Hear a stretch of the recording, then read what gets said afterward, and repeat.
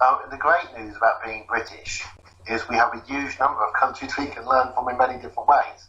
If we were Norway or Japan, this would be quite difficult because they're some of the most equal countries. But we're the most unequal in Europe, so we can really look in almost any direction for almost anything. So we can look to Germany for healthcare, for instance, where they spend about 40% more per person on healthcare. Not as efficiently as NHS, but as soon as you spend 40% more, the efficiency of NHS doesn't matter. The Germans do better. Or Switzerland, the middle country of Europe when it comes to equality, where they spend twice as much on healthcare because they care for people more. We spend the lowest in Western Europe. We can look at Finland for education, but to be honest, you can look at any European country for education. No other European country takes 7% of its children and spends about a third of the total money, secondary education money, on that 7%. That's what our private schooling is. We could also look, for instance, at the Netherlands for housing, or at Austria for housing. It's incredibly well done in Vienna, where people have their tenancies protected. There is rent control, so your rents can't be increased. Speculation is stopped on housing so that the prices don't go up and up and up, because you worry about how you're going to house the next generation. In the UK, we have a housing crisis, and we say, oh, what can we do? This is terrible, nothing will work. It's as if we're blind and we can't just look across the channel. But nobody says, how on earth do they manage to do it over there? How come their houses are cheaper, better quality, the people are happy when you measure their happiness levels? It's hard to find something where you can't look for a way in which it can be done better. But that's because we're the bottom of the class. We're the country that has embraced inequality. And so we don't have many lessons to teach other people. I think the transport system in Japan, in Japan there's been declining use of cars for over 20 years. Every year, fewer cars than the year before. More and more people walking and cycling and using trains and using buses because it's more efficient and far less dangerous. Or the Netherlands, where half the population walk or cycle to work every day. Half the population. In the US, it's 3%. These are some of the most incredible things. Finland, and again over the schools, where every school is a good school, and you don't actually rank them, but when you test them very quietly, you find that yes, they are all good schools. You can, life expectancy. Again, Japan, or Norway, or Finland, or higher in Northern Europe, all the worst in the rich world in the United States. I mean, it's like pick me a topic. Obesity. Hey, we're the leaders in Europe on obesity. Maybe it's unrelated, or maybe all that comfort eating and the advertising of food has an effect on how much we eat. It doesn't end. This list of things which go wrong. Politics. Actually having a choice of political parties, having a more democratic voting system, having more sensible politicians who say things which are not quite as silly as our politicians say. Now, that's hard to judge or hard to measure, but in almost all more equal countries, you're much more likely to get what you actually vote for in an election because it's a fairer voting system, and you have more control over who it is who represents you. Well, the NHS is not bad. It often ranks number 1 in the world, but it's so massively underfunded that no longer is a great benefit. After that, we rank number 2 for arms sales in the world to America. It's nothing much to be proud of ranking number 2 for arms sales. It doesn't create many jobs. It, of course, creates mass misery. And at some point in the future, people who find their relatives have been killed might actually look at where the arms came from that killed them, so it could actually damage our safety. But we're number 2 for arms sales. We're number 2 for Olympic medals as well. But we pay for those, about 5.5 million a medal, because our pride matters to us a lot. And the country which is number 1 for Olympic medals, that country full of really fit people, it's the United States, where they also pay for the medals. There's something very odd about the Olympics when you actually look at what it's about. And it's national pride. Unequal countries, Russia's quite an unequal country with Putin. Unequal countries tend to take national pride very, very seriously. They're all about being great. You know, you chant USA, USA, you talk about putting the great back into Britain and greatness. It's part of a poor education, this idea that you compete to be the greatest. You know, a sensible country competes to get on well with its neighbours in a world that gets on better with itself. But the idea that you want to be above everybody else, you know, you grow out of that very early on at school, if you're normal. There are people in both countries who really find the inherent superiority important to them, in a way that bemuses people in Germany and in the Netherlands and in Spain and in Italy. Now, you get patriotism in all these countries, but it's a weird minority of people, often members of the far-right minority party, who are extremely patriotic. You know, extreme Japanese patriotism, that is a very small far-right party. German patriotism, that's the AfD. In Britain, patriotism is the mainstream, and that's worrying. We should be worried about that. Just as when you look at the United States, and you hear about them talking about bombing one of the smallest nuclear powers in the world, North Korea, and you realise that the population of the USA may not stop their own president from doing this, despite the fact that the vast majority of nuclear weapons in the world are owned by them. I mean, it's amazing they're still here on the planet. But there's always hope. You know, cooperation has meant that the number of nuclear weapons has actually gone down over time. It's even with Reagan in power, there's always hope. But the best of times is whether these very unequal countries begin to see their inequality fall. Then you can begin to see real increases in enlightenment and ways of behaving that you didn't see before. That's when civil rights began to rise and reach their maximum. That's when feminism became strong, when women actually got the votes. It was when inequalities were falling. So you could look forward to a future which really is incredibly different to what we have now. It's quite hard to imagine because there are so many things that we take for granted now as inevitable that would change if we became more economically equal. I think you can see a kind of increase in collective stupidity with rising inequality.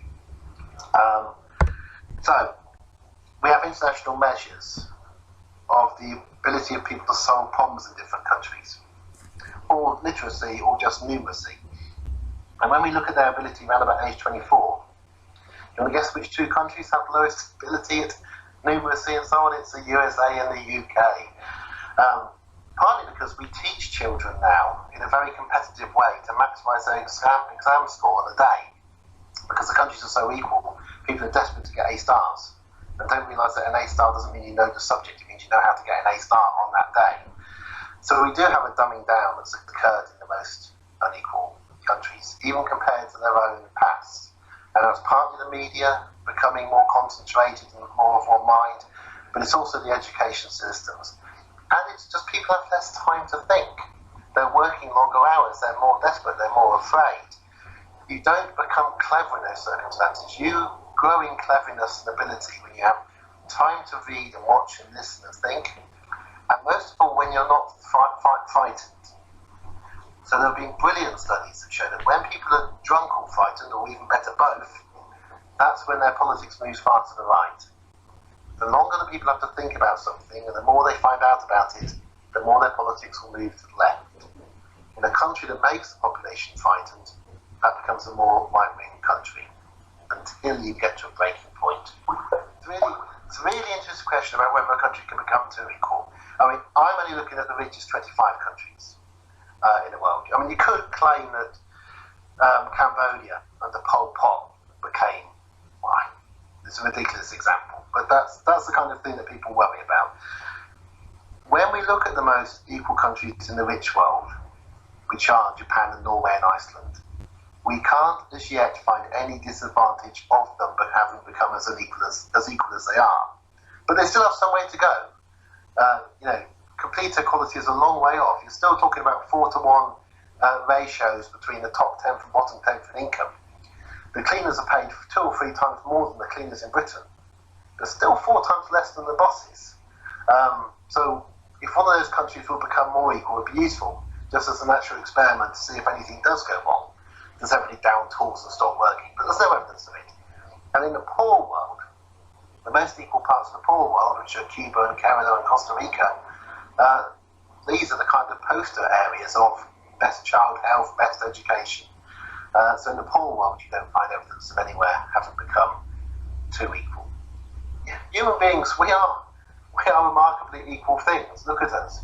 We have remarkably equal bodies. We don't have super geniuses amongst us. And we don't have, a large lumpen proletariat of a third of really retarded people. We are all of us almost identical in terms of our ability, potential and scope to do things. Which is partly why the rich can take their offspring, who are a genetic mix from their parents, they're not hereditary the same, and put their offspring in high-powered jobs and their offspring cope, because their offspring are average and able to do it. And that's one of the more difficult arguments to realise. But if human beings did vary greatly by ability, then we would actually have far more turnover of who is at the top, because people at the top would be producing cretinous people who couldn't do it. But as it is, almost anybody can be king or queen. Right? It's not that hard to teach them how to read out a speech in Parliament once a year and how to wave your hand properly. Almost anybody can become a chief executive officer of a company. They like to think they're special in the same way we think the royal family have some special, really matters they're descended from other members. But in fact, all these things can be done by almost anybody. It just requires a little bit of training and a bit of confidence. Why did the UK become so unequal? One country had to be the most unequal in Europe. It was going to be one. The question is, why was it the UK? The UK was the second most equal large country in Europe to Sweden in the 70s. So the UK really has gone through quite a transformation. It wasn't caused by the EU. The EU didn't require Britain to become more unequal. The thing which was most different about the UK to other countries in Europe was that it had an empire. And it progressively lost its empire. It lost India in the 50s, lost many countries in Africa in the 60s, lost almost all the rest in the 70s. Britain never realised it made money out of its empire. It called it the white man's burden, and there was a suggestion that this was a terrible thing, having to govern an empire. But in fact, we had unfair terms of trade. We made an absolute killing out of having an empire. When the last countries in our empire got their freedoms, and then a bit later decided not to trade with us so much on those unfair terms of trade, our industry at home began to fail. Our shipyards failed because we couldn't force them to buy our ships. Our finance houses began to fail because they turned elsewhere, because we were ripping them off. We didn't say, oh dear, we've become poor because we've lost an empire. We said, oh no, it's those trade unions at home. Right? And again, it's ridiculous when you look at it. The trade unions in Britain were no more militant. In fact, they were less militant than trade unions on the continent, in those countries that managed to stay more equal. But we wanted somebody to blame. Oh, and we blamed black people as well. Particularly people we called West Indians, coming from the Caribbean. Must be them, they're terrible. If only they go back, we'd all be fine. It's because of our particular historic position as the country of empire, a country that wasn't invaded in the Second World War. It had to be somebody. In hindsight, it's possible to work out why it was us. But this puts us in a very tricky position, because other countries have learned. We're like the child who's last in the class, where other children learned what we need to learn 2 or 3 years ago in the class. That's how behind we are. Oh, and we think we're the front. We don't even realise we're behind.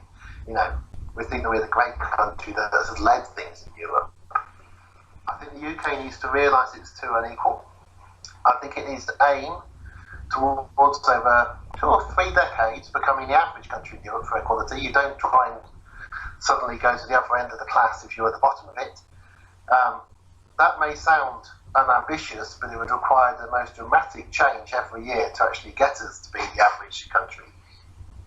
You're talking about rapid and continuous declines in house prices for over a decade to begin to get our housing down to normal cost. People wouldn't take that happily. If that was your government policy, that your housing is overvalued, that's just one issue. But the main thing the government can do is to tax high incomes at a very high rate to deter people who have power to get those incomes from getting them, so that you don't waste money on people who've already got too much money.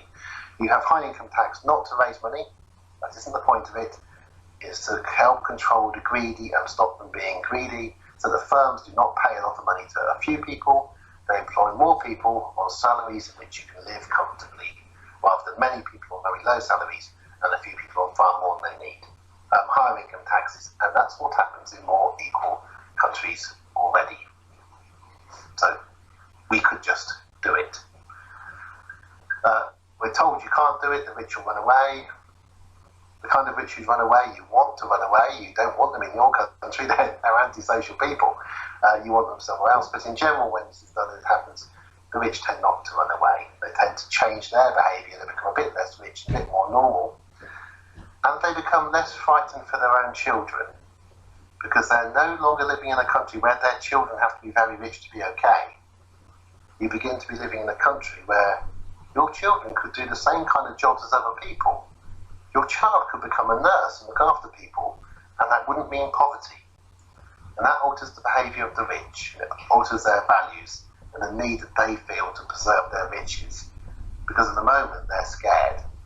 The very rich are the most scared group of all in Britain, because they've got so much to lose, and they can't imagine life in the middle or on the bottom. To them, an average life in Britain is absolute poverty as far as the very rich are concerned.